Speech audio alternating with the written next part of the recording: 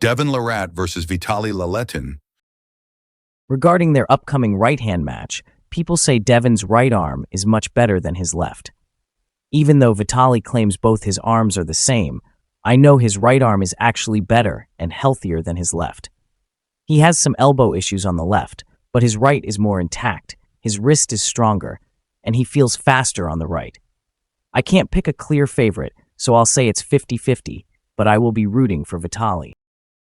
Brian Shaw versus Leonidas Arkona. I think Rammstein has the power. Leonidas will win.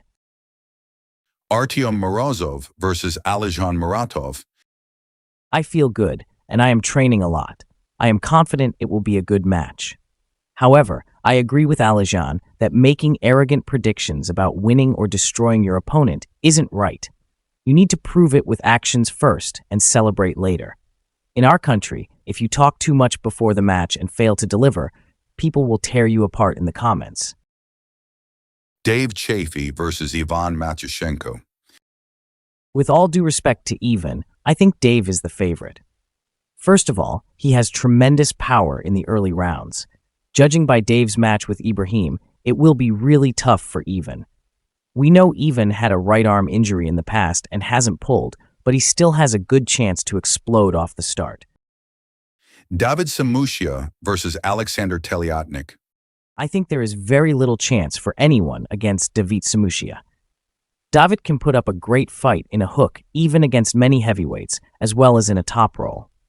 Based on his match with Dalit, who probably had the best chance against him, I highly doubt Alexander is stronger. Vikout versus Sari. I have only seen Vikout compete, so I honestly don't know the second athlete. I remember Egla from the World Championships, and I think she will win. Vitaly Oniani versus Rustam Babayf.